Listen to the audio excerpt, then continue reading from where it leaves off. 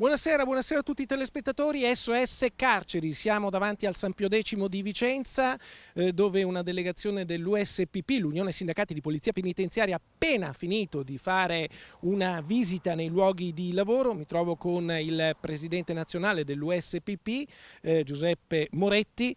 Che situazione avete trovato? È una situazione che un po' riguarda tutti gli istituti penitenziari, però qui abbiamo trovato comunque una forte carenza d'organico, gravi difficoltà legate alla salubrità dei luoghi di lavoro e sicuramente tutto da migliorare, e faremo delle richieste in tal senso anche al Dipartimento dell'Amministrazione Penitenziaria. Recentemente è stato emanato il DDL Sicurezza, che prevede anche un giro di vite sulla sicurezza nelle carceri, con un inasprimento delle pene per tutti quei detenuti che si rendono responsabili di un non rispetto di reazioni anche violente nei confronti della polizia penitenziaria.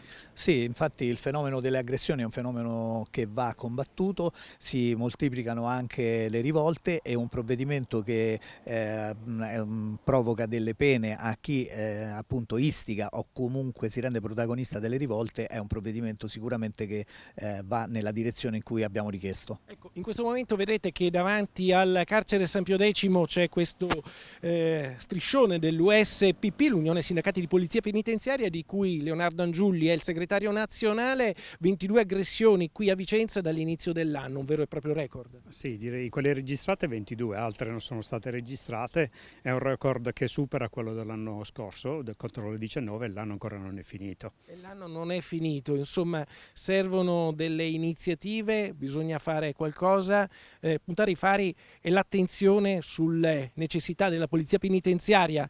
Lo sa bene anche la consigliera regionale della Lega, Silvia Maino, che ha presentato recentemente anche una proposta per dotare di taser gli agenti di polizia penitenziaria e far partire proprio la sperimentazione qui a Vicenza. Sì, è necessario che gli agenti siano protetti e sicuri sul luogo di lavoro. 22 aggressioni sono troppe, anche una sola è troppa, perché questi uomini e queste donne sono sul luogo di lavoro, non dimentichiamolo. Quindi il taser è un inizio, poi è ovvio che bisogna attivare una collaborazione maggiore con tutte le istituzioni. Noi di Media Nord-Est avevamo proposto un osservatorio delle carceri proprio per mettere allo stesso tavolo i sindacati di polizia penitenziaria e le istituzioni di ordine e grado per individuare i problemi e dare una risposta puntuale.